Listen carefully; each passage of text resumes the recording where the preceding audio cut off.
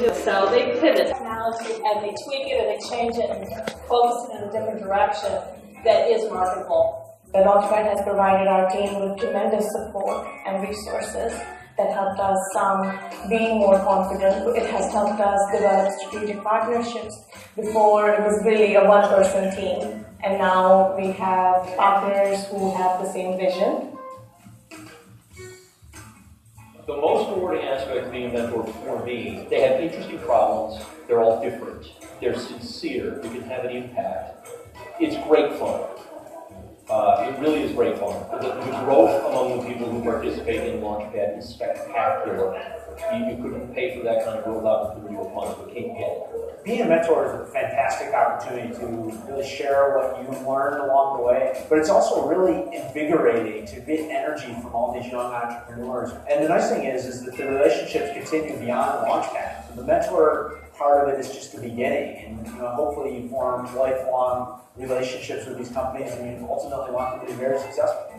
There's a lot of companies that are doing great things. They're generating revenue. Some have gotten investment. Some have decided their idea is not worth going forward, which is just as important. But to me, the biggest success has been the buzz in the community. So everyone kind of is starting to understand how to evaluate an idea, and they know that there's a place they can go, HTR, to try to learn those things. Our community as a whole, to build really complex technology, electronics, mechanical stuff. So to see the software piece of it really flourishing is great. This methodology is one that could be used by companies of all sizes, and we've never been more productive since we really internalized this particular methodology.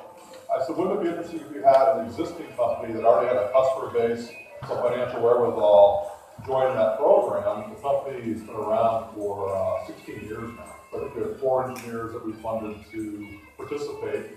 What they ended up creating ends up being the direction of the company today. So the strategic direction of the company was based on what came out of the LaunchPad. So very excited about this. Why I want to come back and mentor this year, so I can get more involved in the program and can see the benefit I saw firsthand.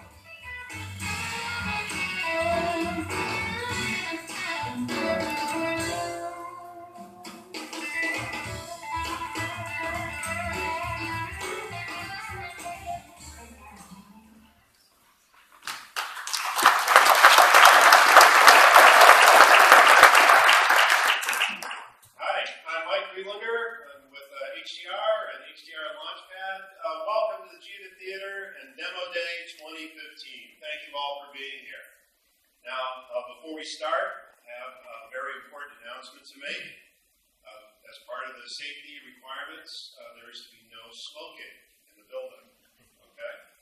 In the event of an emergency, and it's really unlikely, but just in case there is, please note the nearest exits. If there is an emergency, please get up. Calmly walk out towards the nearest one, exit closing, please. Okay.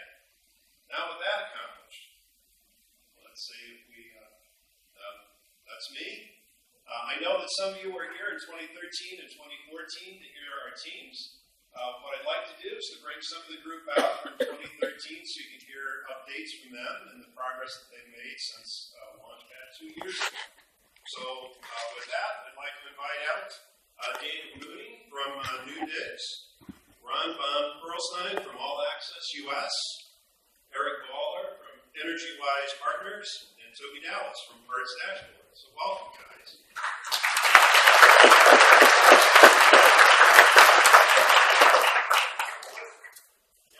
Give us 30 seconds on what you've been up to. Well, allaccess.us. How many people here have smartphones? Raise your hands. Beautiful. So by the end of today, we want to have everybody download allaccess.us. There's been some remarkable things in the last year. We've actually trademarked a concept called Reveal a Deal. So if you go to revealadeal.com, it's actually a virtual scratch off on your screen. So if there's any type of promotions you want to do, it's just a virtual scratch off. So if you take your phone, download our app, you'll see what the virtual scratch off is. It's something I'm very excited about. And we actually, this year, I know I have 30 seconds, we actually have a national reseller who will be reselling this for us. So I'll just hand it over to me. Hi folks, I'm Daniel Mooney with newdigs.com.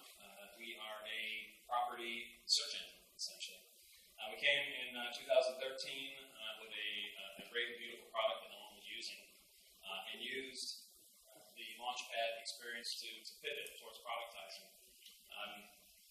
Last year, our update was a little bit tongue-in-cheek, talking about what we were doing, but we got a new partner, and that's Democratic Chronicle and BNet. And this year, we have some great stuff happening. We're going to be launching a new product in a new vertical market, which is senior housing. And as of this past Saturday, we have basically completed the funding arrangement where we'll be able to take care of payroll for a national launch. So it's been a fun year. Good evening. My name is Toby Dallas. I'm with Parks Dashboard. Parks Dashboard is a software platform to help engineers, designers, and manufacturers securely store, organize, and share all of their design information, both within their organization and with their external collaborators. Since we were here last, we've made some good progress. I'm working on this full time now.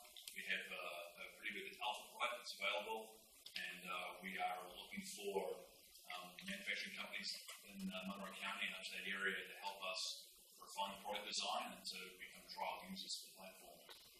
We've also placed third very recently in the Rochester Venture Challenge, which was reassuring. So if anybody here is interested in trying out our product, they can contact us through our website, parksdashboard.com, or email us at info@parksdashboard.com. My name is Eric Baller. We went through the first class as EnergyWise partners focused on renewable energy finance for geothermal heating and cooling. We had a small revenue stream at the time, so we were hesitant to look elsewhere. But about a year later, we realized geothermal didn't have the growth we were looking for. We should have been pivoting towards solar. So we started the customer discovery process one more time. And one of those discovery conversations led to a company called Radiant Generation, a San Francisco-based company that does asset management for solar assets for financial investors. Those kinds of investors that invest in solar, just like a real estate investment trust invests in real estate. They liked what we were doing. We didn't end up selling the software, but we did end up joining the company. So I'm now CTO of Radiant Generation, hired 2 developers here locally, and not exactly what we were looking for when we started, but a good outcome nonetheless. All right.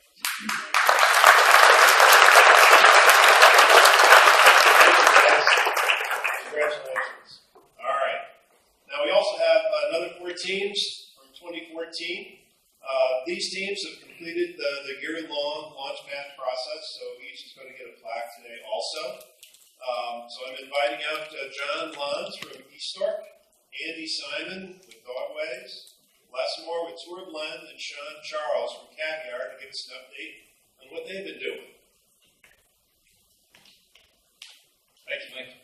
My name is John Lons with eStork. eStork is an online broker for medical supplies to hospitals. Since last year, we've actually built eStork.com. We've successfully completed our beta. It was well received, and we've moved full steam ahead. We were accepted in the Startup New York program just a couple months ago, and we brought on a VP of marketing as well as 3 interns from the University of Rochester. So we're very excited about the future. We'd like to thank our supporters, advisors, and mentors, almost all of which have originated out of the HTR LaunchPad programs. Thank you. I'm Les Moore. I'm with Tour Blend. We deliver to you, the traveler, exciting insider information about the points of interest that you visit as you travel through a region. We do this through location-based delivery of audio, images, video, rich media direct to your mobile phone when you need it and where you need it. A year ago, we talked about a well-studied product concept. We've gone through alpha, beta testing, and finally product launch. You can join us tonight. You can join us as we continue to grow traction with our destination marketing customers and with travelers. You have a smartphone, go to the Google Play Store, go to the Google App Store, type in Tour Blend, all one word. Install and experience a taste of Tour Blend around Jiva, around Rochester, Finger Lakes region, and beyond. Thank you. We're Tour Blend.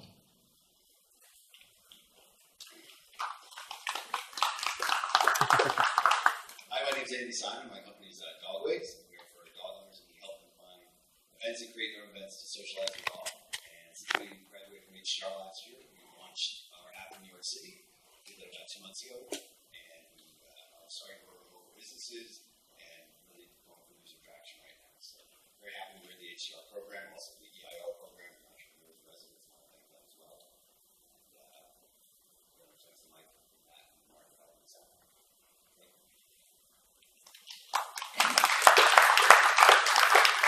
Hi everyone, my name is Sean Charles. My company is Caviar. Caviar is an app that helps creative professionals network, find jobs, and get exposure so that they can do what they really love to do, which is produce amazing creative work. Since LaunchPad, we graduated from the 10 program. It's an awesome program.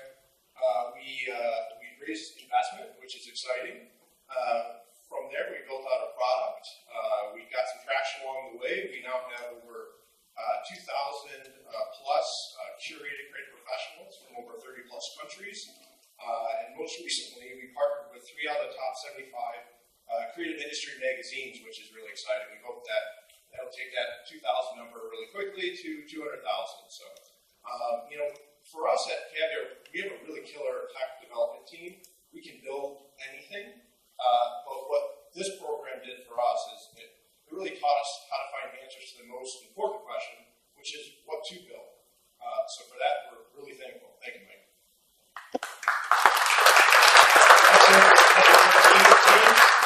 Teams, Matt and Martin have certificates for you, so thank you very much.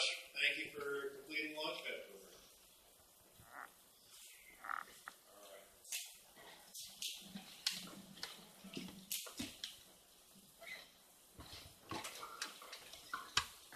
All right. So, I know that the 2015 teams are counting down the minutes now to their presentations going to launch. But before they get going, I just wanted to tell you a little bit about HTR's program for web and mobile startups, and also thank the many contributors that made the program possible. So, like beginning a journey to space, HTR LaunchPad is about exploration and taking risks to make some new discoveries. We drew our inspiration from the Lean LaunchPad program that came out of Silicon Valley. It's not about writing a business plan or learning sales techniques, since the reality is that without understanding what customers really want, most startups are destined to fail.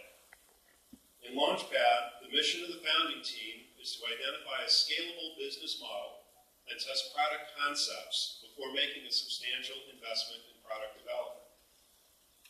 Get out of the building is what we tell our startup founders to do, to test their assumptions in the real world, to gain insights and adapt their products and services based on first-hand information. In the first 12 weeks, teams test their assumptions by interviewing potential customers, partners, vendors. Some conducted over 100 interviews. They also test their ideas live on the internet to learn if anyone really cares. As a result, some changed their original concepts. A few completely abandoned their initial business ideas to start new ones. So even though we're only 3 months into this one-year program, most are now working with opportunities that can lead to sustainable ventures. I'm very grateful to have Matt Foley and Martin Edick. Matt, Mark, come on up. So Matt and Martin were part of the teaching team. They really made a big difference in providing feedback and support to all the teams. They went out of their way to help everyone out. The other thing about both of them is they would take their own personal time as well. Both have a lot of volunteer effort that they put into this. I'm really grateful to have their time and work here. On behalf of both the 2013 teams and the 2014 teams, they have some special awards for you. So, Ron, John, come on out. So, really greatly appreciate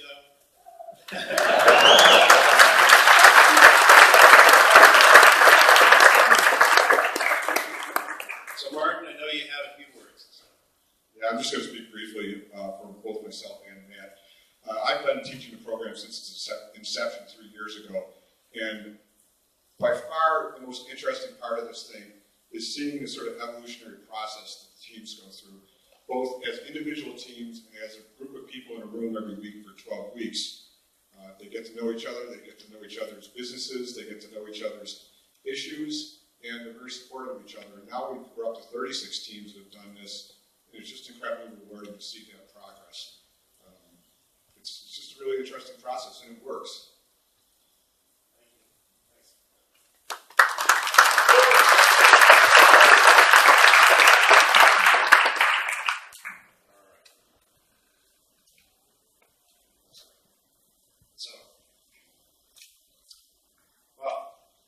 Very thankful for all the generous support that we got from the community. There are many people that have helped today's program as well.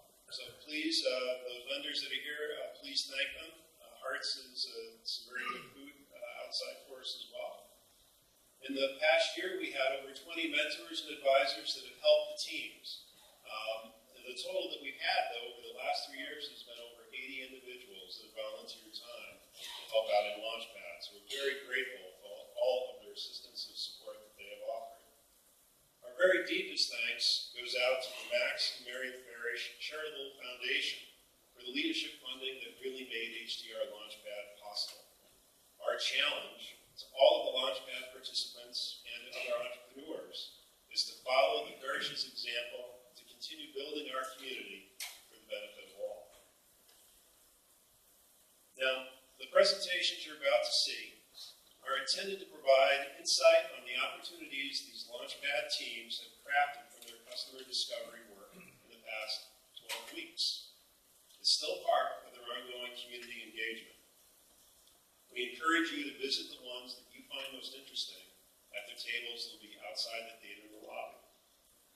Hand them one of these, your LaunchPad notes, so you can have a conversation about their work, and you can make an investment this way in their business and show your interest. By the way, we printed about a total of about 200 million in LaunchPad bucks, so please be generous with your investments. To build on the entrepreneurial spirit across New York State, the teams are going to be making presentations in New York City on June the 24th at the City of New York Incubator in Manhattan. For many of our LaunchPad teams, this is just the beginning of their journey. Some are planning on bootstrapping their businesses, and a few will be making investor presentations in the months ahead. Teams receive support from HTR through February 2016, when we expect the next LaunchPad program to begin. And we're looking forward to hearing from them next year about their discoveries. So thank you very much for your kind attention. I'm going to bring out our MC for the remainder of today's program, Norm Silverstein, who's the President and CEO of WXSI Public Broadcasting and the Little Theater. He's going to get our main event rolling, so let's give a round of applause for Norm.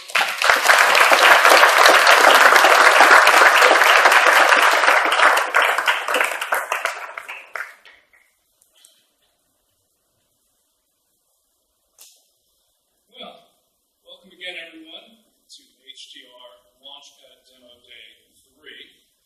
Before I begin, I've been asked to make one more official announcement. In addition to making sure your cell phones are off and you know where the emergency exits are, I've been asked to make sure you know that the entrepreneurs in the crowd are the young, really cool-looking people who actually know what they're talking about, and the money people are the ones who are a little bit gray on the top and might be identified by their foliage, which includes occasionally ties.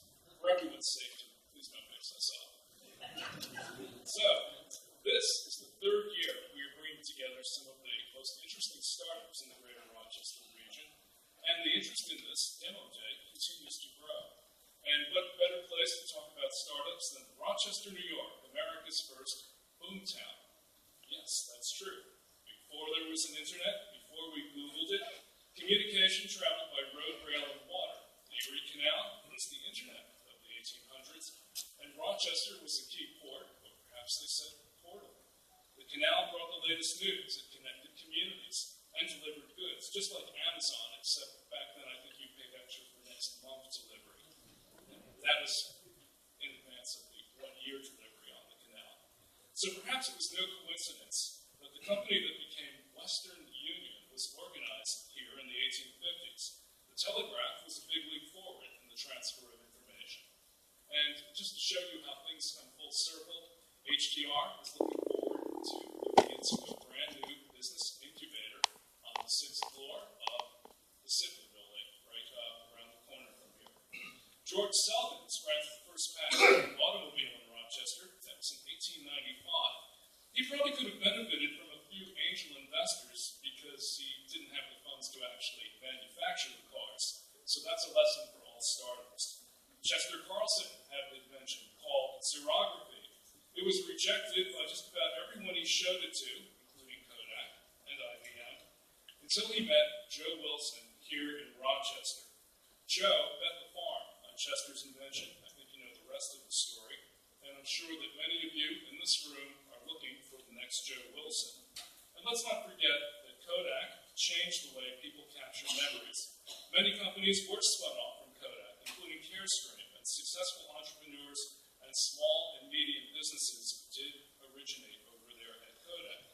But with the changes at the major corporations in recent years, Rochester, along with much of upstate, is working hard to reinvent itself as a center for innovation.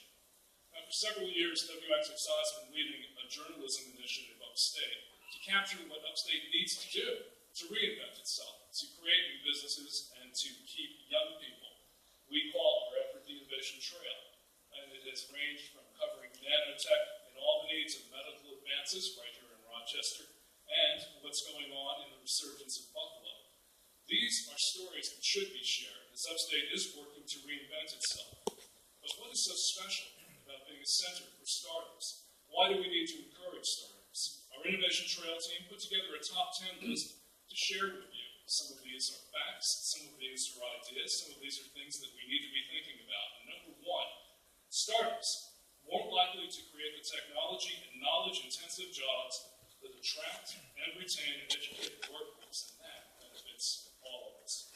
Startups are also more likely to keep their enterprises in the regions where they originated. Young high-tech companies more widely dispersed throughout the U.S. than other private sector startups. There's more geographic and economic diversity among high-tech businesses than for the private sector as a whole. This one I think is important to us. The secret sauce. The secret sauce is the high-tech workforce in metro areas like Rochester that have specialized workforces and close proximity to universities and other skilled workforces have an advantage. And in Rochester, we need to be using it. The job-creating strength of surviving young firms, that's of course the key word, while strong for young businesses across the private sector as a whole, is especially distinct for high-tech startups. And during the last 3 decades, the high-tech sector, nearly 25% more likely than the private sector as a whole to witness a new business formation. I like this one. The average startup founding teams are aged 35 to 44. That might be a little old for some of the folks you're going to be hearing from tonight. Nearly 80% of startups have only 1 or 2 founders, so you don't need a lot of people to be successful. Some advice? Remember, less than 20% of entrepreneurs succeed in their first venture, so try again. One word we're going to be hearing tonight is the word pivot, and you'll hear it from some of the presenters.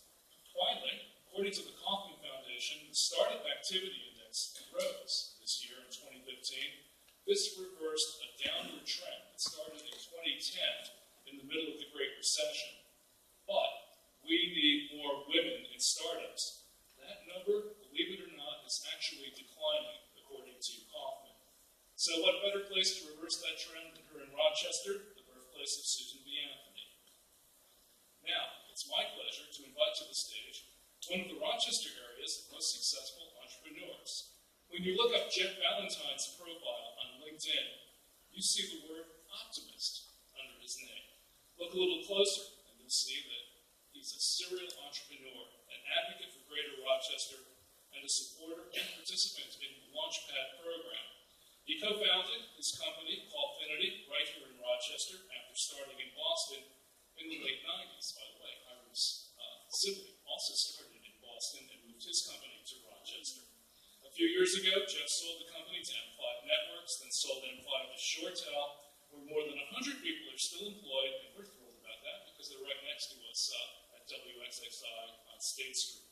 Jeff went on to start Exium Partners, a private equity buyout firm, and he has since led the acquisition of 2 local companies.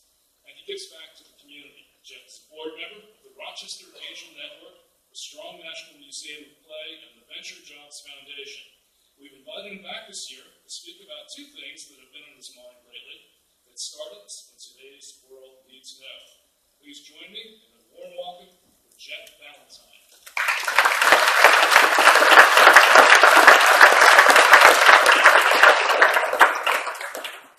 So,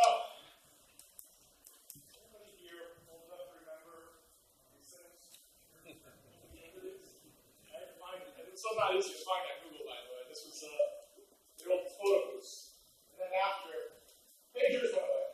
For some reason, it's back in the 90s, everybody had pager stores. Now they're all gone. Same Blockbuster, it's gone.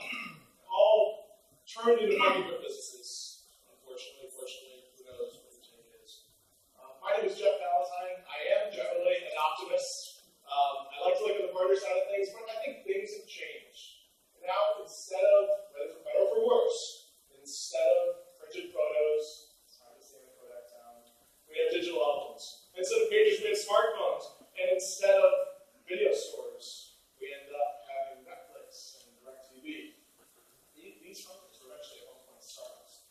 They displaced their smaller competitors. In the same way, I think a lot of the companies you're going to hear today are hoping to displace that next generation company that could be done better, more efficient. But I wanted to show you, because throughout the years, I've learned at least two things that I'd like to share tonight about what might make the difference between companies that reach stratospheric heights and those that unfortunately will fizzle and die. So, I'm going to sort of run through the first. It's going to be seemingly unrelated to the second, but I promise I'll tie it back. The first is luck. I've been very fortunate in my life. I credit a lot of that to luck. When I started reading a lot about luck, when I started reading Jim Collins' books, the difference between great companies and good companies. And in his latest book, This Great by Choice, he examined the role of luck academically. Literally started hiring PhD students to have luck events at companies, two companies, same opportunity, same industry, same point in time. One makes it, the other one doesn't. Or one's great, the other one's just good. Is luck a factor? Well, he guessed it was. So we counted these luck events. And lo and behold, great companies have the same number of luck events as regular companies. So if it wasn't the number of times the company got lucky, what was the driver? What was it that made that company different? It's his theory. It wasn't that, in fact, there was this inherent thing called fate or luck. Instead, it was companies seemed to make their own luck by reacting well when they were presented with these opportunities. They ended up recognizing they were having a lucky moment and doing something about it. So my challenge to the startups here tonight, and all of us in this room, we all encounter opportunities every day that could make or break the next thing in our businesses. It could be that the next person you meet might introduce you to your first investor. It could be that the advisor on your board is telling you you should meet this partner, and that partner might be the key to unlocking the next greatest channel to your business. Or it could be that somebody you meet here tonight is looking for a job, and they're going to be your best advocate going forward. I think it's important to recognize when you're on. It's really hard. Everybody has sort of backward vision on this. You can recognize that there was a luck event at one point in time. It's hard to recognize it in the moment. Your challenge is to do that. I said there were two things. And the second one is, it's a little bit controversial. I think the companies tonight are going to succeed because they got the right start. They at least had the opportunity to do so. They got to start looking at a minimally viable product. They got to start by talking to real customers and asking them, what problems do you have? And trying to solve those meaty, juicy problems. After you started a business, though, the difference between making it and not making it, I think has to do with scale and how you scale a business. And I think that has to do with marketing. I don't want to ignore the technology. I don't want to say that tech doesn't matter or that the salesperson or people that you hire doesn't matter. Because they do. All those things are important. But without an essential role, without filling a marketing role in your business, at least by the CEO themselves, I think you're missing out on a big opportunity. Now, people have different preconceived notions of what marketing is. So I look around the room, I recognize some of you that have sort of shared your thoughts about marketing with me. Some of you know marketing is this strategic role. It's really important. You build brands and positioning. Yes, it has a role. Others of you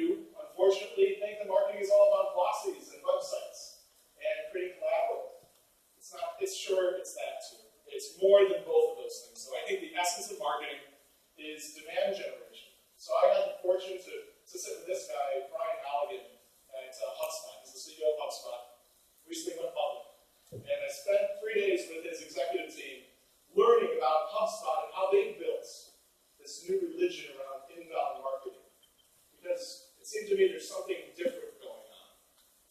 The difference between inbound marketers and regular marketers is sort of night and day.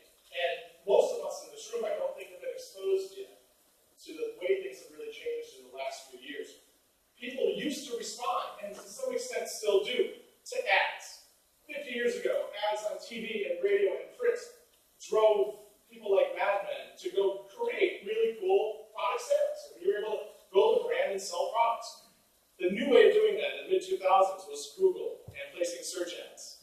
And search ads are fine. They've worked for a while. The problem is people don't want ads. We are inventing technology every day to skip ads. So why do marketers want ads? Why is it that marketers are still so focused on ads and people don't want them? The claim is that inbound marketing, the old marketing playbook, is replacement inbound marketing because the old way is broken. Now all these stats are true.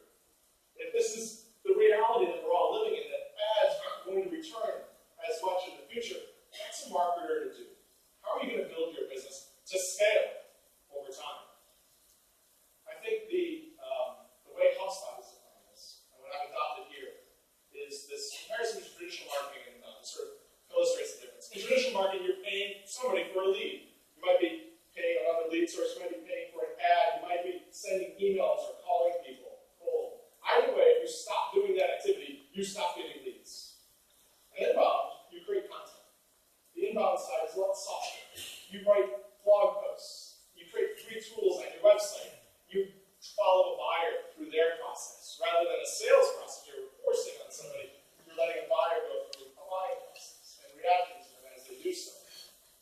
The net effect of doing this is that the content you create actually outlives the time you created it. This is the concept of buy versus rent. If you rent your leads from Google, the minute you stop paying Google for ads, you stop getting leads. If you create content, that piece of content, that blog post, that people start reacting to and they see on Google search organic results, well, that starts to drive leads, but so does the next one you post. And the old one does too, because it sticks around. And the third one, and the fourth one, and they all build on top of themselves, so you get this great exponential value. And that's how HubSpot was able to build from 1,000 leads a year 6 years prior to 2012 to 1 million leads per year in 2012. They didn't give me the most recent deal. They didn't want to share.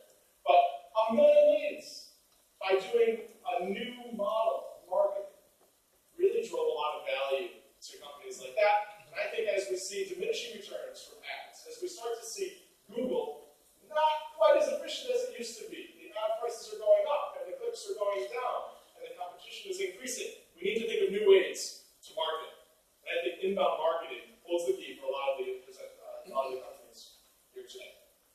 So, what does this all mean? You're a startup, there's good news, you're going to get lucky. You're going to have that opportunity to go make a big difference in your lives and your employees' lives. Take advantage of it when you see it. Try to recognize it and then do something about it. But more importantly, don't waste your investors' money on outdated marketing techniques. Learn some stuff about the new way of marketing and maybe thereby sort of launch yourself in this transfer. That's all I got. Thanks.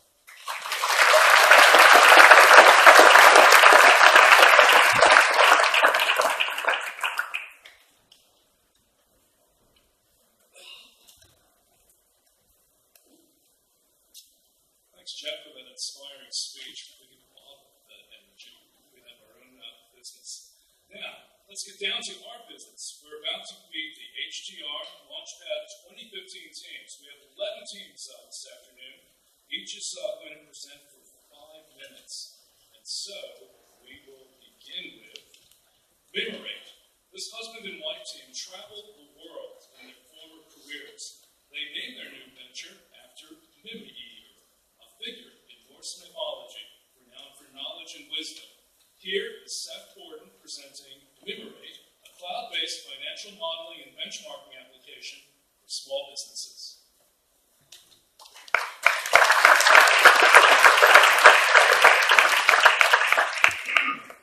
Hello, I'm Seth Gordon, and I'm one of the co-founders of Memorate. We make financial modeling and benchmarking software for small businesses.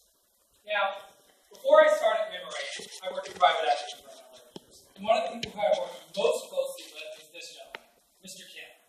Mr. Kim makes some of the best beer you will have anywhere in the world. And he's able to do that because he understands his product really well. He has a rigorous process for picking the perfect ingredients to make the perfect beer. What's more, Mr. Kim's constantly comparing his beer to other beers that are out there. Partly because he really likes drinking beer, but also because he wants to understand what other people are doing right and what they're doing wrong. Now, given all that information together, he's able to apply a rigorous, data-driven decision-making process to his product. He makes smart decisions about his product. Unfortunately for Mr. Kim, and that smart decision-making sort of breaks down when it came to the financial side of his business. One time he came to me and he said, Mr. Seth,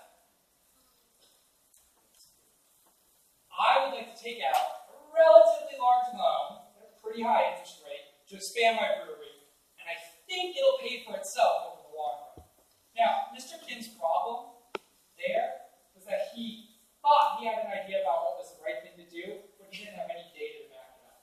To quote Sherlock Holmes, it is a capital mistake to theorize before one has data. Insensibly, one begins to twist facts to suit theories instead of theories to suit facts.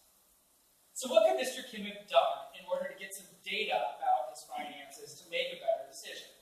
Well, could he use something like Excel, self-service financial modeling tool? The problem is to get good data out of Excel, you actually need to know what you're doing. And if you don't, it's incredibly frustrating.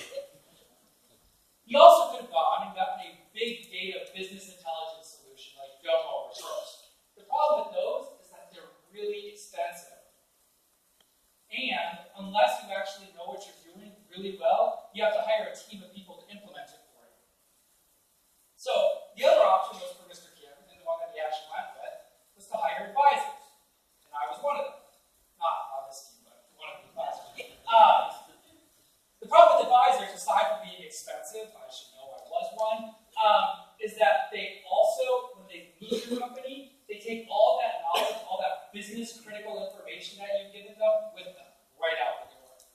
All of the options that Mr. Kim had to get good data about his finances and to really understand the finances of his company were either overly complicated or really expensive. And that's why we created Mimorate. Mimorate gives small businesses the tools they need to understand the numbers at the core of their business, to compare themselves to their peers, and to make smarter, data-driven decisions.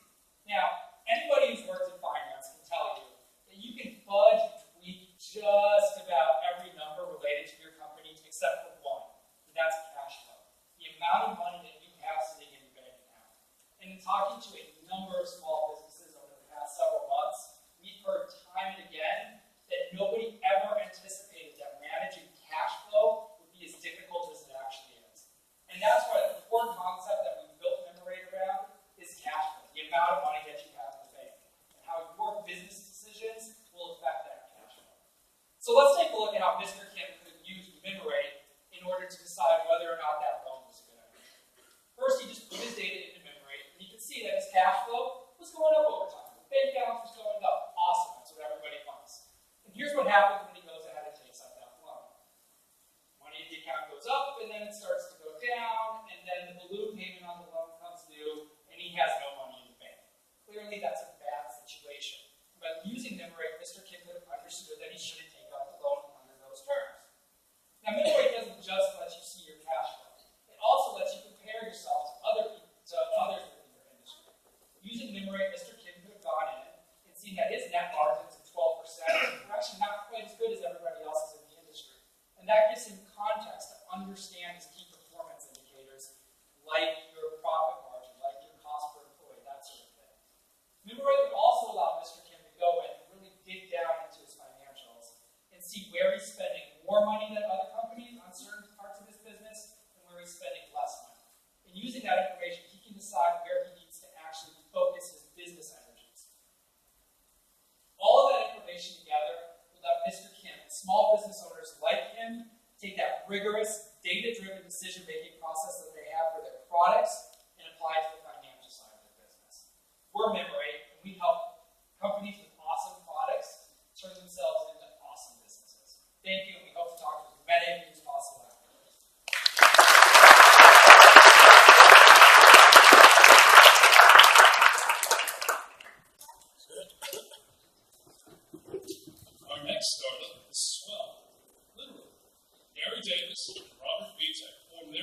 early 2015 to go through the LaunchPad program.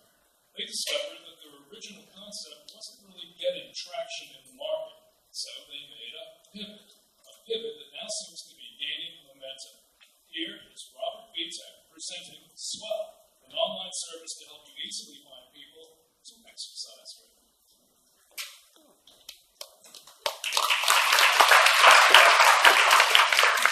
Hi, I'm Bob Vitek, and this is Swell. Swell was founded on the belief that exercising together is better. You're much more likely to be successful, and you'll have a lot more fun doing it. Whether it's a running club, a group exercise class, someone to bike with, or just a pickup game of ultimate, working out together will give you the accountability, support, and encouragement you need to be successful. This is Sarah. She's 37 years old, has 2 kids, and works as a physician. She's a very busy mom. Most nights, Sarah's plan is to get the kids ready for bed and then go to a yoga class at the studio in her neighborhood. Unfortunately, after a long day, she's much more likely to flop down on the couch and watch TV. Recently, Sarah started using Swell. She picked a few activities that she enjoys and was instantly presented with opportunities to exercise with people in her neighborhood. That's how she met Emily, another busy mom who also likes yoga and happens to go to the same studio.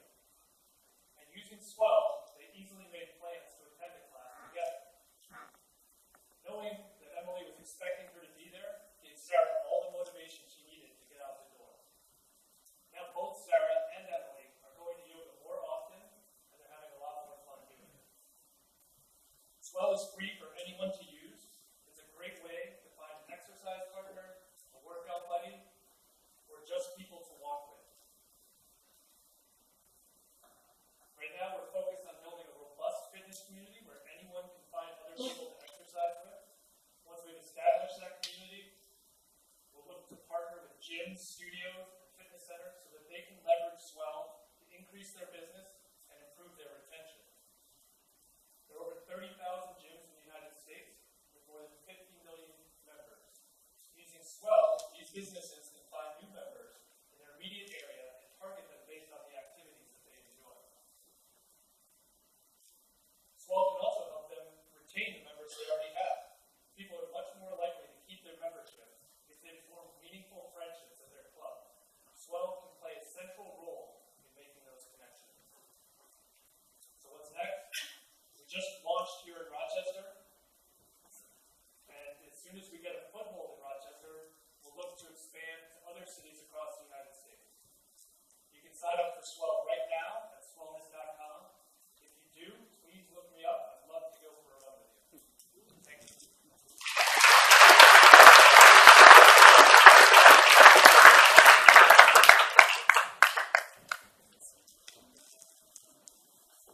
Next, Perdix. Stephen Smith and Jake Weeder formed Perdix to address a specific need that Jake had in his manufacturing business. While necessity can encourage invention, finding out if others have the same need is part of the lessons learned from LaunchPad.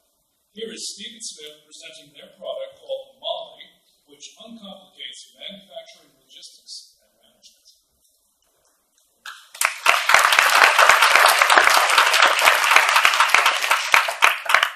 Good afternoon. I'm Steve Smith, CEO of Perdix Software, and I'd like to tell our story on how we uncomplicate manufacturing. This is Jake. Jake makes protective clothing for electricians like this, so that when this happens, you don't die. But Jake has a problem. He runs a business that makes the clothes that save the lives. Jake has to use QuickBooks, Excel, a pile of paper, a wall full of whiteboards, all sorts of potentially obsolete technology. He has to enter the same stuff in multiple places. He can't get a complete picture of what's actually going on in his business, so he can't make effective decisions. Running the business shouldn't get in the way of growing the business, but it does. So what about ERP systems? ERP, or Enterprise Resource Planning Systems, were designed for the sole purpose of bringing together all information about your business in one place, so you can make a better decision and hopefully grow your company. But ERP systems were designed by big businesses for big businesses. They're incredibly expensive, incredibly complex, and for small businesses like Jake, they're like bringing a blowtorch to a birthday party. So manufacturing is a complex thing, right? There's products. Products are made of raw materials, supplies, workstations you assemble the products at. There's pieces of equipment. There's employees that do the actual labor, payroll, benefits, all sorts of things there. You've got inventory control and management, warehousing, fulfillment, shipping, counting bills, auditing invoices, training, support, customer support, marketing. The problem is complex, but the solution doesn't have to be. And so for Jake and the other 249,999 small U.S. manufacturers, we present Molly, the multi-operation lean intelligence system. And with a name like that, I want to reassure you Molly is in fact simple. Molly does what you need when you need it, but it's extendable because different businesses have different needs. And it's scalable, so as your company grows, Molly grows right along with you. Molly's cloud-based, so you can access it anywhere, any place, anytime, on any device, including smartphones and tablets. With Molly, you can answer questions like, what order should I make my orders in? How much does it cost to actually make this item? How many of a given raw material do I have on hand? When is it time to order more? Should I change suppliers? Should I move this piece of machinery to a different part of my production floor? Because it's saving my employees so much time to go back and forth, as they assemble our most popular item. How much wood can a woodchuck chop? Really just a question about time and materials. So Molly does a lot for a business. What about our business? What about Curtis Software? We make money in two ways. Software subscription, this is an annual fee that companies who use Molly pay us for access to the software. And a variety of value-added services surrounding integration, training, and customization of the product. Oh, and Jake, you don't remember Jake. Well, Jake liked this idea so much that he joined the company. And his business, Cotex Protective, is our first customer, our beta partner, and a proving ground for our technology. So I invite you all to learn more at meetmolly.com. Thank you. Have a great day.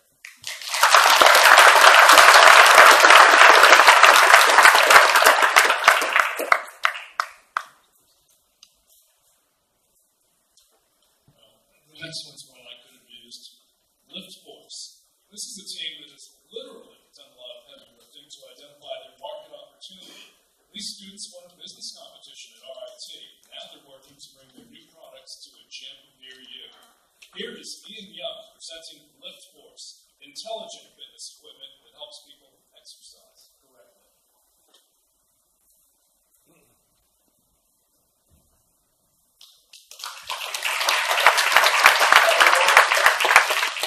My name is Ian, and I am a weightlifter. Around this time last year, though, I almost wasn't.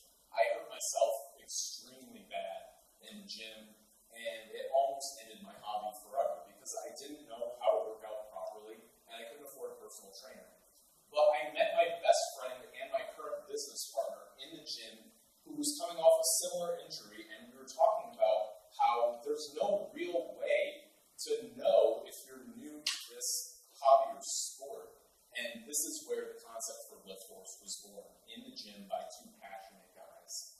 3 months after that, we were sitting on his couch watching YouTube videos of people also hurting themselves in the gym. And we realized that this isn't an isolated incident. And 3 months after that, we launched our company full speed with the intention of making gyms brilliant.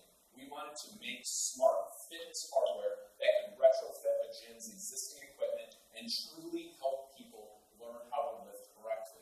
We're actually going to show you our first product that we've ever manufactured in prototype right now. And Evan is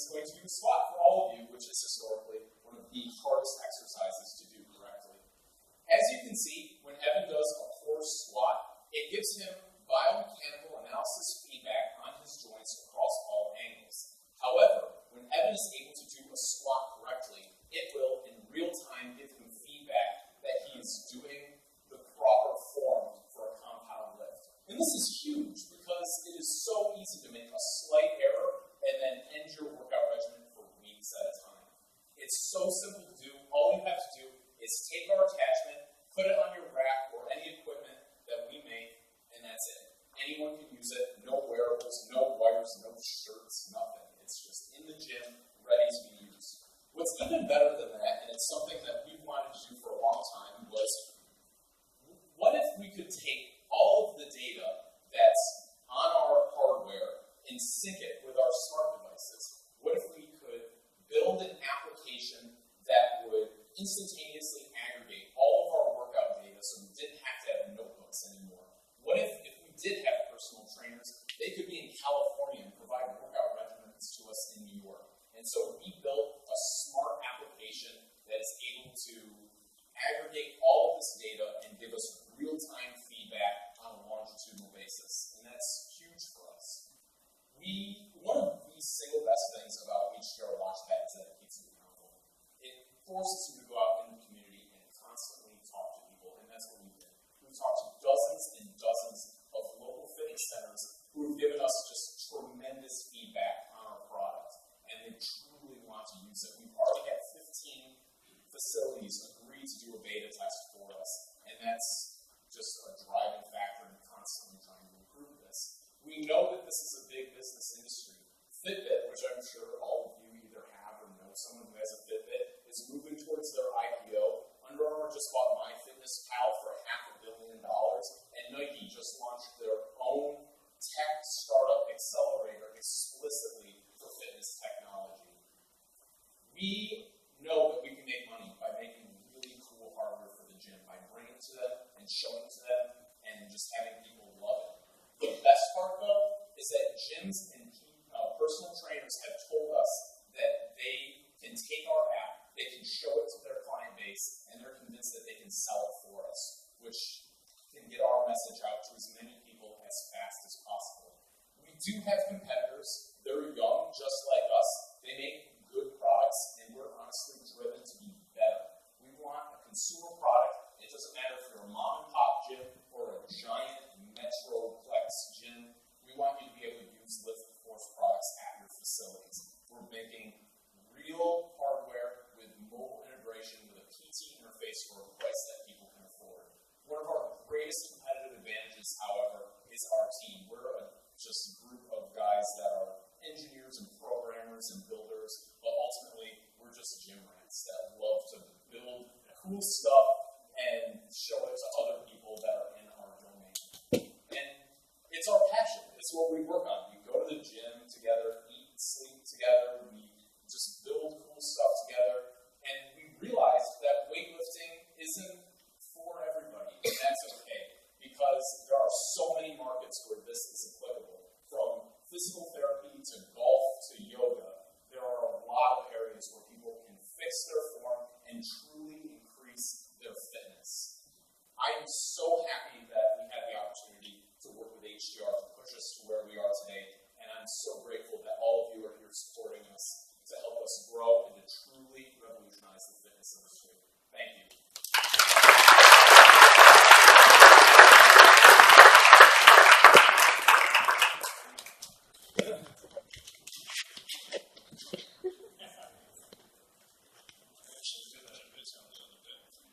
Just because wrestling with product pricing issues in the competitive marketplace, that's a constant concern for both startups and established businesses almost everywhere. Listicuffs aims to help solve this. Please welcome Sean Hayes with Listicuffs, helping startups find the right price for their products.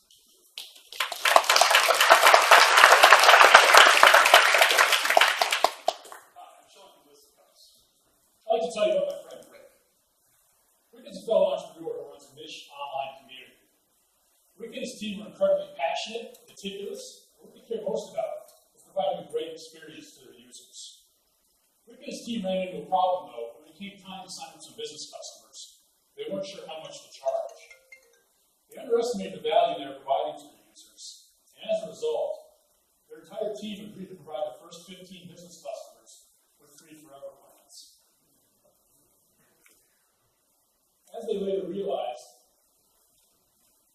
These first 15 businesses represent a large portion of all the businesses, early adopters they would sign up. And they didn't need to give out free forever plans. Even just 3 months free would have been enough to get these businesses on board.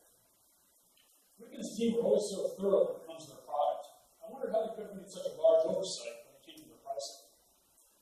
I also like to tell you about another entrepreneur I know named Jeff. Jeff is a very generous, affable man who also cares most about making his users happy. When I was talking with Jeff, he told me that he gave all of his users discounts, even those who had already agreed to pay full price. He did this intentionally. He just cared most about making his users happy, and he wasn't confident that his product was providing them with enough value. And by the way, these are both true stories. Over the past several months, I've spoken with dozens of startups, and they all have the same problem. They weren't sure how much to charge. They weren't able to quantify the value they were providing to their users. And the uncertainty that comes with starting a business led to lack of confidence. I also realized that sometimes the call to information on becoming an entrepreneur can lead to bad business decisions. That's why we created Listicuffs.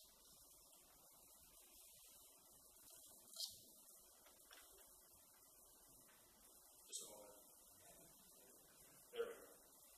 Listicuffs is an online competitive matrix that helps software startups compare themselves with competitors. Unlike a regular spreadsheet, Listicuffs contains crowdsourced data. Simply enter a competitor name, and we can populate a feature matrix for you. We also monitor your competitors' websites for you. And these notify you of any updates. These features save you $100 a month in competitor research. We also include a list price generator, which helps you calculate the costs, benefits, and risks that your customers experience using your product. Listicuffs enable startups to bring the same thoroughness used on product development to their pricing. How much does Listicuffs cost?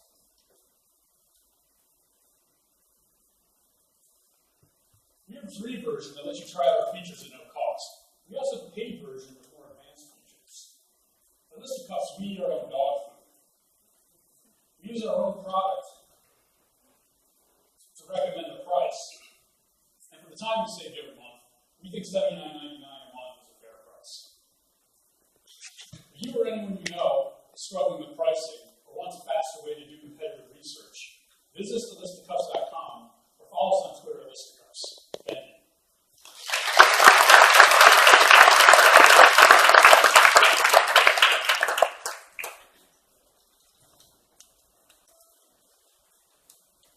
Debo. Have you ever found a box of old photos in the attic and wondered who were those people and which ones might have been your ancestors? Or you want to pass along your life stories to others who are important to you without the hassle of writing a diary? Well, you'll be glad to hear Dr. Melanie Cofield tell you about Debo, a private digital time capsule that enables you to preserve thoughts and memories and to pass along those stories of a lifetime.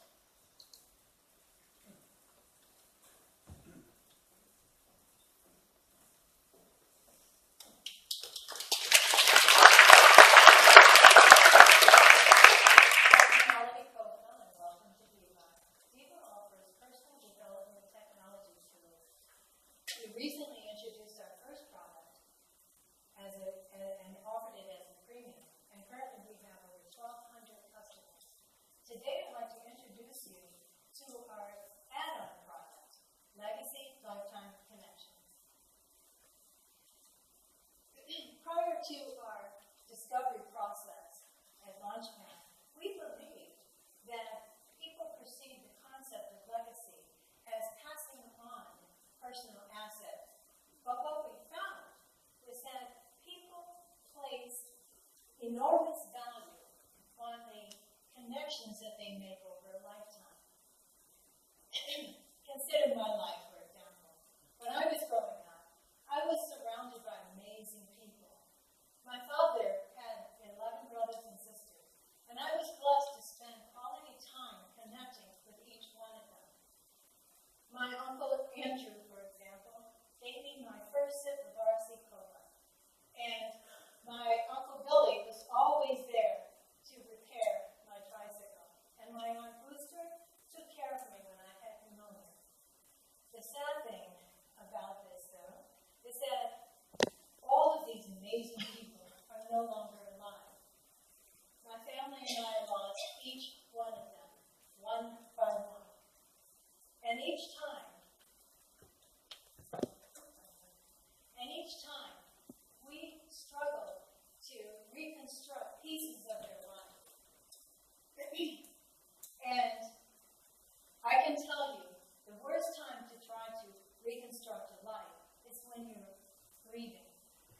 And then you also find out that you really didn't know them as well as you thought.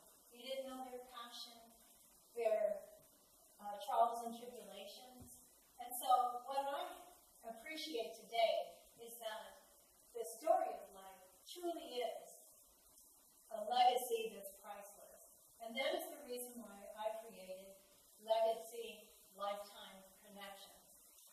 I thought that it was important to have an easy way to gather all your connections and turn them into stories, and then pass them on to the people you care about.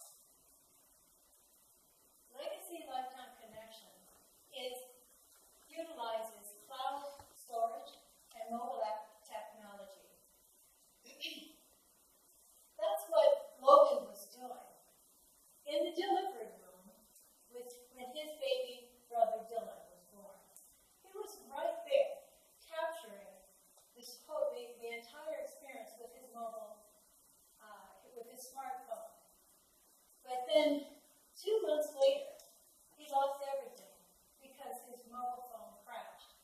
Unlike Legacy Lifetime Connection, you'll never lose those precious moments because everything will be uploaded to your DVAR account. And unlike Ancestry.com and photo albums, you can collect information about your past, present, and future events and reflect on them anytime, any place. And DVAR is private until you decide to sort through your stories and post to your favorite social media. And DVAR puts all of your stories into a time capsule, making it easy to search and sort family members, names, dates, times, and topics. So with all of these features packed and more packed in one tool, you're well on your way to create the story of a lifetime. And so we know that everyone has a story. And that's why DVAR is perfect for any generation. We'd love to share more about DVAR. Please stop by our booth and visit dvar.com. Thank you.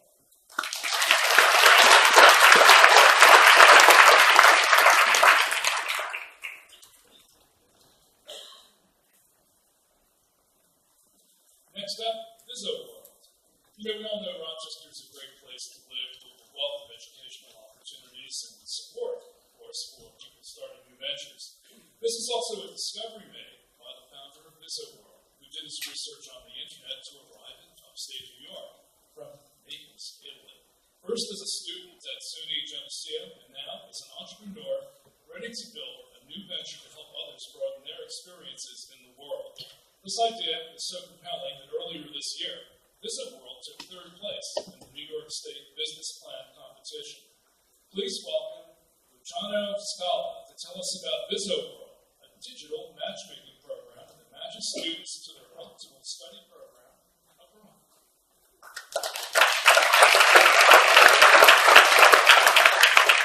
Good evening, everyone. My name is Luciano, and this is VisoWorld. Simple software for universities and colleges to increase their student participation in study abroad. So we automate, simplify, and optimize the interaction between study abroad offices and their students. Today, study abroad offices engage students with study abroad fairs, face-to-face meetings, and online directives. But these tools are both inefficient and ineffective, and they make the interaction between students and offices both painful and time-consuming. The end result is that only 1.4% of U.S. students studies abroad, when up to 10% of them could. Now, for study abroad offices, each student that goes abroad is worth up to $6,000 in revenues. So for these students, now recruiting that 10% of students means missing up to $10 billion in potential revenues. Big example of Emily. She's a study abroad advisor at a SUNY school. She's extremely busy. She needs to both minister and market She spends hours meeting with students face-to-face, organizing physical study affairs that are constrained by time and space, and creating brochures. And at the end, on one side, Emily's overworked, and on the other side, only few students end up studying abroad. She's lacking a digital marketing tool that allows her to reach more students while saving time. Something that makes it easy, fast, and fun for her students to get engaged with study abroad. That tool is VisaWorld. Our matchmaking feature allows students to discover their best fit study abroad programs in less than 10 minutes. On their laptops or phone, VisaWorld gets Emily students engaged, focused on the right programs, and ready to apply. Take the example of Mark. He's a student at a SUNY school. He logs into VisaWorld with his Facebook account. He completes his interactive personal profile. And he gets instantaneously matched to his 6 best fit study abroad programs. He can then visualize more information about programs and locations, read and post in the forum, and favor and apply to the programs he likes. On the other side, Emily can see which students match and favor her programs. She can see information about these students and send them customized digital brochures based on their personal profiles. All of that with a click. VisaWorld makes it simple, efficient, and effective for study abroad offices anywhere to recruit more students. And our performance-based pricing means no risk for study abroad offices. They only pay us a commission when they recruit a new student for our platform. Our market is that 10% of US students that can study abroad, but it's mostly not, because they're not being engaged. This market is worth $100 million in the United States alone annually. And trends are all in our favor. Globalization is internationalizing education. Study abroad grew 300% in the past 2 decades. And this year alone, 500 university and colleges in the US pledged to double their study abroad participation. This means opportunity. And we have the team to take advantage of this opportunity. I've studied abroad multiple times. I've worked in a study abroad office. I know how they make decisions. And the rest of the team has the knowledge and expertise to execute on the idea. Last week, 3 programmers and a web designer joined the team. Currently, we are beta testing with our initial target customers in the SUNY system. And our next step is to move as quickly as we can to commercialize our product, which we are on track to have market ready by the end of this summer. Now, we know we're on something. We are in a rapidly growing market. We've done extensive customer discovery, talking to nearly 100 contacts. We're building a product that gets more students to go abroad, and that's what our customers want. Thank you very much, and I hope to see you in the visual.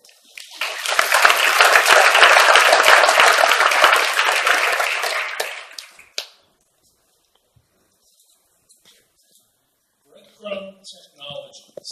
And most job seekers know that using their network is one of the best ways to find openings that are frankly not easily found. The founder of Breadcrumb discovered the same is true for employers that are in search of the best job candidates, and that paying a cash reward to the people in the network can speed that process along.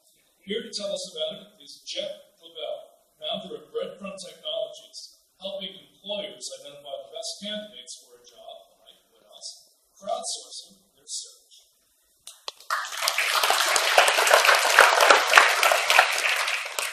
Hi, my name is Jeff Clavel. I'm your chief baker at Breadcrumb Technologies. There's a problem right now in HR. It's the war of hiring talent.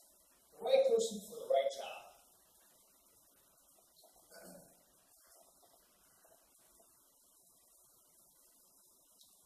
And with that, you have to search and find that.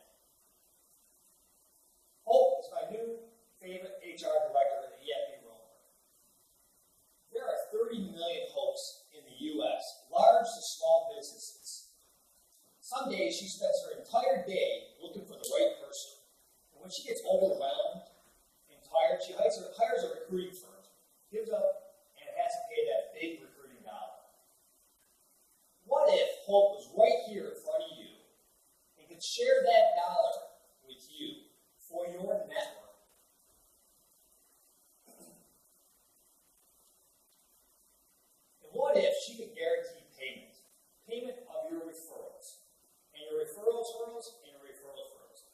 is why we created Breadcrumb Technologies.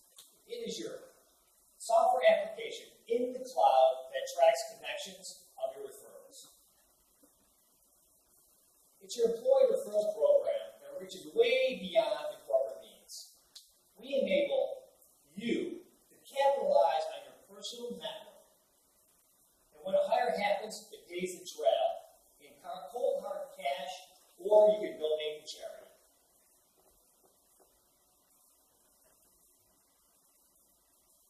In this audience, have you ever referred somebody, a coworker, a friend?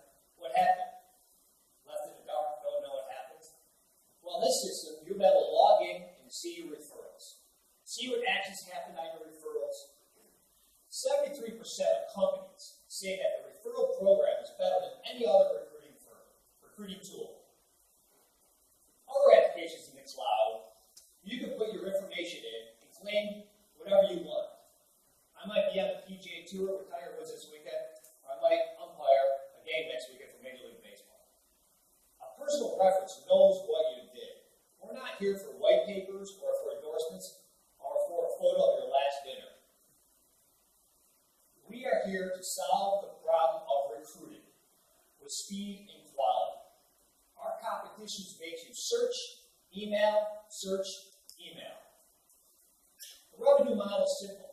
That recruiting fee that Hope had, well, we're going to get a percent of that fee, just like eBay and PayPal does. See, that for that $122 billion market, we know this is a game changer. We've talked to over 100 HR managers, HR directors, VP, talent acquisitions, and so forth. The big aha moment was a big $4.8 billion company, local to Rochester, that went through a merger. And they laid off a lot of people that were rehiring. And they couldn't find 2 senior level engineers in plastic. And they wanted to use Breadcrumb technology. See, I've been in the business for 15 years. The system is broken due to greed.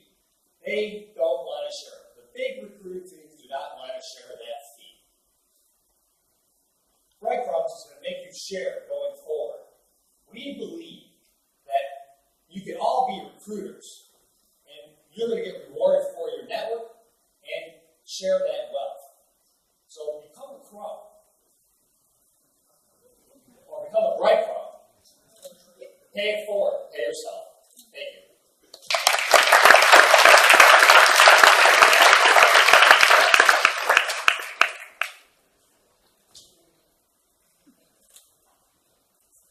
Simple serve.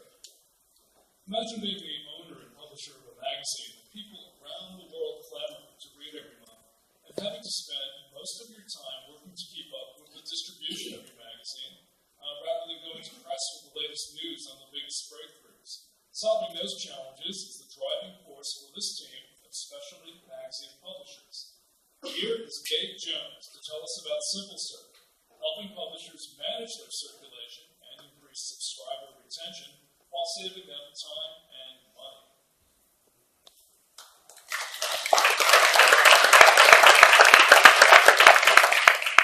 Who out here still reads publications, magazines, newspapers? Some of you. So that's good. It's good to know. It's not really dead yet. In fact, last year, magazines alone were a $40 billion year industry. This doesn't even include newspapers, doesn't include newsletters, weekly papers, or anything. But magazines basically are broken down into large magazines, and then you have the small and medium type magazines. So if you're a large magazine and you want to manage your millions of subscribers or hundreds of thousands of subscribers, you have a lot of options. Fulfillment houses, large in-house circulation departments. But these solutions do not really work for small magazines. Like, what about Drucker magazine? Okay. What about Bacon Busters magazine? These are real publications. And what about, there's a tattoo magazine. How about Funeral Service magazine for all the morticians out here? And then there's Poultry magazine, which is one of my favorites. Now, how do I know the pain small publishers have? Because I own a small publishing company. We publish 8 magazines for the National Football League, including the Bills, and the New York Giants. And our problem is our costs are way too high in the 20 years we've been running these magazines. The installed software, very expensive. per user, we have the IT cost. When somebody purchases a subscription on our e-commerce, there's a lot of redundancy because it doesn't connect to our database, and that's a problem for us. Another problem is, you lose a lot of subscribers because they don't answer the renewal notices, they're not sure when their subscription expires many times, and they drop off. And that makes Tom Kaufman angry as well. So we developed Simple Search, which is what we're going to speak today about. It's a simple solution by publishers for publishers. So we did a test in May. We took one of our publications, our small one, really not a good one, the Dolphins, and we were able to reduce some costs. We reduced our direct mail costs because with our demo we were able to renew these people online. We increased our revenue, our churn rate a little bit by a few percentage points because what we did there is we had automatic renewals. And overall we saved about $2,300 for the month. And for a small, it's just one publication, for a small publisher, that's pretty good margins for about $28,000 annually. And May for us is like one of our really slow months because football hasn't even started yet. So Tom was happy. There are competitors out there, like QuickFill, for example, and they really run the gamut of large, expensive installed solutions that small publishers like ourselves really can't afford to use. Now, we have tried several different solutions that are on here that you see, and a lot of publishers we spoke to have even tried Microsoft Excel. So Simple Search is going to be right in the spot right here where we're going to have all the functionality that all these small publishers need. So what we did was we went out and we talked to publishers. We interviewed publishers and circulation directors. We showed a lot of them our demo of our product, and really we found out the same thing over and over again. We waste a lot of time servicing our subscribers instead of trying to get new ones. And I even made a new best friend here, Lee Schaefer, who said he'd give us $1,000 for our software a month. So and he was very excited about it.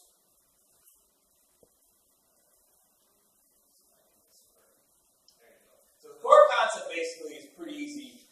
On the subscriber side, if you're a subscriber to a publication, you can go online, you can change your address, you can check how many issues you have, you can renew your subscription, you can buy a gift, everything is right there. You don't have to call in, speak to an operator. On the publisher side, we get rid of all your IT infrastructure. No servers. Our server crashed a few months ago. You don't have to worry about any installed software. None of this clunky data sheets and databases. We give you all the tools you need, very simple reports. And the best thing about it is you can manage your subscription base from anywhere in the world. So, we invite you to check out simplecert.com. We have a demo on there with a bunch of different magazines and fake magazines up there in data. We'll continue to test it in our own company. And we hope to have something saleable within a few months. And we got a great team behind us, some fun guys who would like to talk to you about. Dave Altman has been in circulation for over 20 years. He's my partner in the publishing business. And Steve Brewster, who has over 20 years of product development and web development. And then myself, a publisher for over 20 years. So we are Simple Search. We're designed by publishers for publishers.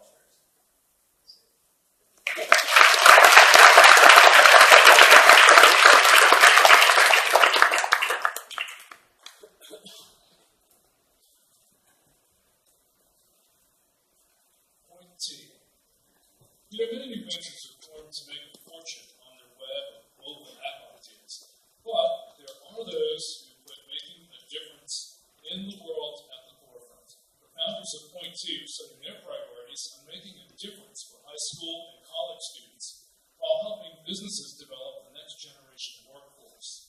Here is Lawrence Forte III to tell us about the social platform that provides internship opportunities as well as career readiness tools for college and high school students who need to build their professional network.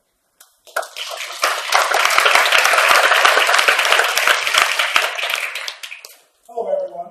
My name is Lawrence Forte, co-founder of Point, a simple social platform very similar to LinkedIn that allows students to collect recommendations, and with those recommendations, they earn points.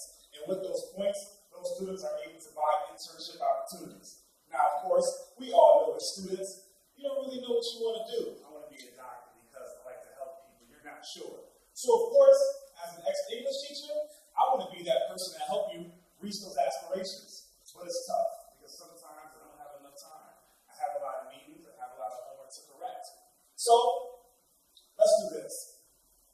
We need to understand how many students right now are in the U.S. that need this kind of help, or rather want to reach their aspirations. So here in the world, we have 45 million students in the grades of 7 to 12 who have these aspirations. In New York State, there are 1.5 million. In the general Rochester area, there are a little over 50,000.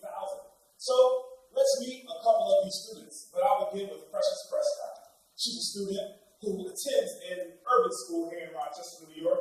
She's a senior, and she has high aspirations to become a dentist. But she lacks the guidance. Her mom was a dentist. Her teachers don't really know how to lead her in the right direction. So what does she do? Secondly, let's go on to Emily Campbell. Emily Campbell attends Fairpark High School. Great area. However, she lacks the knowledge of what it takes to become an architect. However, she loves to build and create things.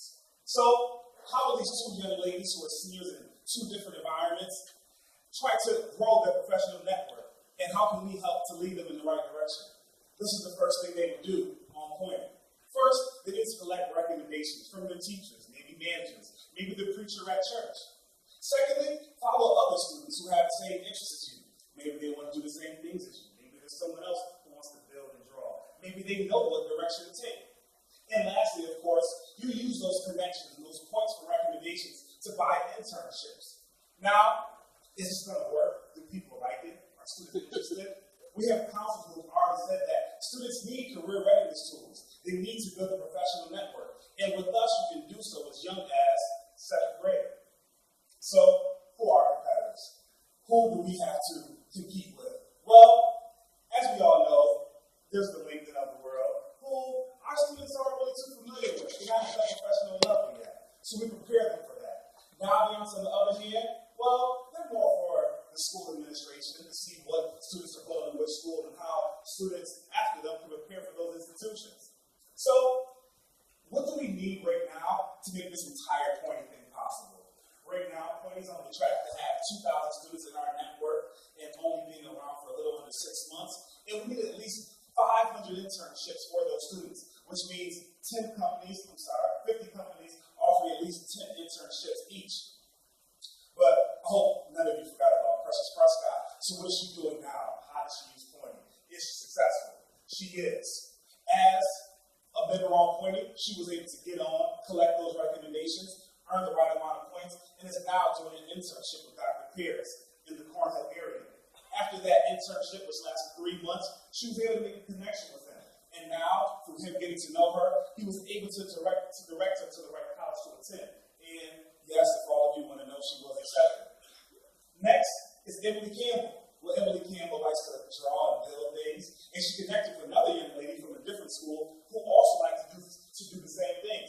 And that young lady wants to become an architect. They connected, and now she has more of a network of students who are interested in the same thing she's interested in. Now, what did this do for both Emily and Precious? Pointy will allow students to do 3 things. It will allow for them to connect with other students who share the same interests as them, also connect with professionals who want to help them in the right direction.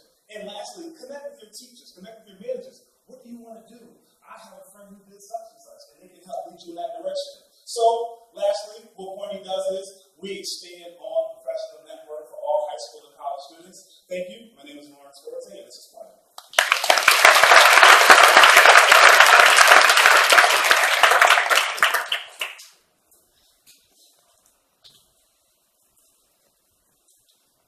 Our final presentation tonight is from NOCO.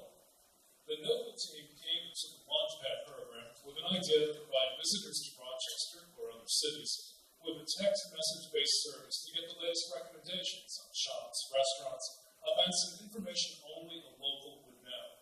But they discovered their business case wasn't very compelling, and they completely abandoned the idea to pursue a new one that came up during their customer discovery interviews. Remember what we said about pivoting? Here is Pete Stam to tell us about the new NOCO, a digital help desk platform for conferences and events.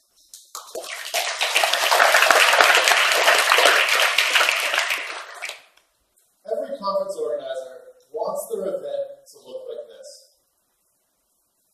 the lucky guys that just flew in on the red eye from the Apple Developer Conference or made it to South by this year, you know this is the reality. And this makes organizers look bad.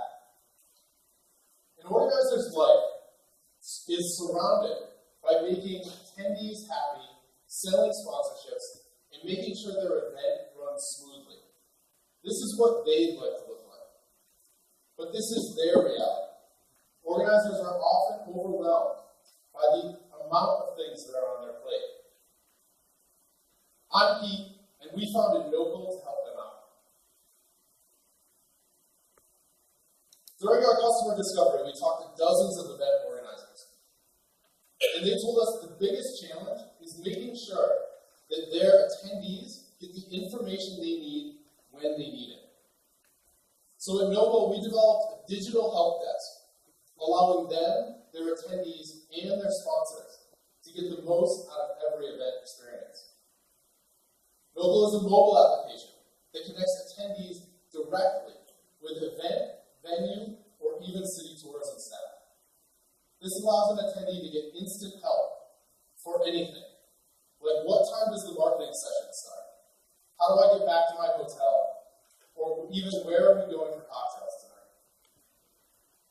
For an attendee, this means one-on-one personalized communication from anywhere. An attendee can ask a question, and Noble alerts all available event staff. A staff member can claim that question, and the two are instantly connected. This means that attendee gets help from wherever they are, without needing to wait in line at a desk or hunt someone down. And those staff members, they look like heroes. And even better, all of those questions, all of those answers, all of those conversations, there's a wealth of information in there. And Noble can provide insights based on all of that data, allowing organizers to see what their attendees are asking, and even allowing staff members to see the solutions that they're providing. So this is the other side of the equation, sponsorships. A significant portion of an event's revenue comes from selling those sponsorships. And when we talk to organizers, they told us they're always looking for ways to increase the number of sponsorships and the amount that they're able to charge for each one. At Noble, we provide visibility that allows organizers to charge a premium for those sponsorship spaces, because Noble is something attendees come back to again and again throughout the event for all sorts of issues. But we let them sell those sponsorships with no upfront cost to them. We've eliminated the risk for an organizer and made it really easy for them to add great customer service to their event. And it fits right in with all of the other sponsorships that they're selling.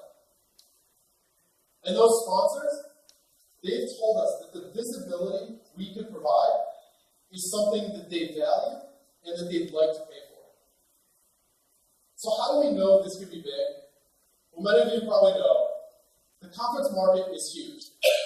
Last year alone, 225 million people attended conferences in the US. And how do we know we can make an impact in a huge market like that? Well, we'd like to take our cues from these guys.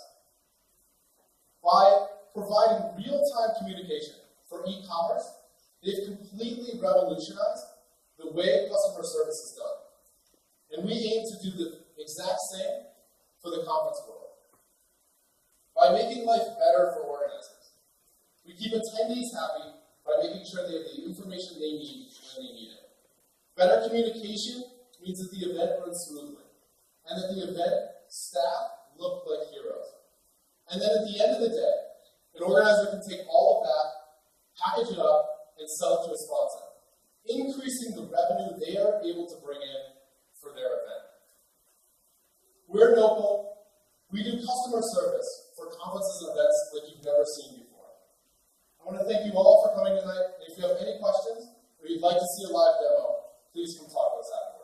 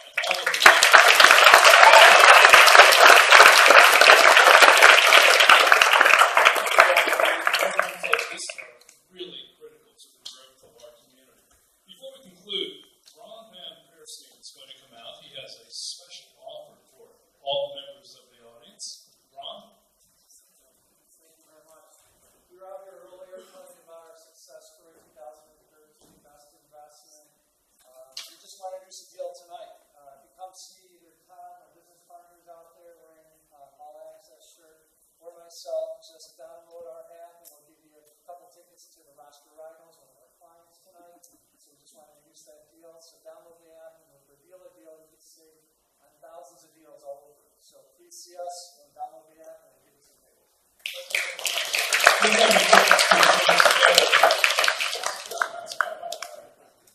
Well, we want to thank folks who made all of this possible, the Max and Marion Parish Charitable Foundation, for their leadership giving from LaunchPad, and also the rest of our sponsors who made this event at GEVA possible. Barclay and Damon, Canandaigua National Bank, EFP Rodenberg, Excel Partners, Exium Partners, Carter Seacrest and Emory, Railcom, Upstate Venture Association of New York, and our in-kind sponsors, including Hart's Local Grocers, C47 Films, our friends right here at GEVA Theater, and WXXI Public Broadcasting, and the Little Theater. And against the advice of my staff, I will, before we go out to the lobby and meet with the teams, conclude with my poor attempt at humor, which I was almost kicked out of an office today for reminding people while Jell-O was invented in Leroy, it was a great innovator who brought us Jell-O shots. So, as you go outside, I want to remind you to invest your LaunchPad bucks with the folks in the lobby while you're enjoying food, because yesterday at the rehearsal I asked all of the teams, what's the one thing Rochester needs more of for startups, and it was money. So, bring your bucks. Thank you all for attending HTR LaunchPad.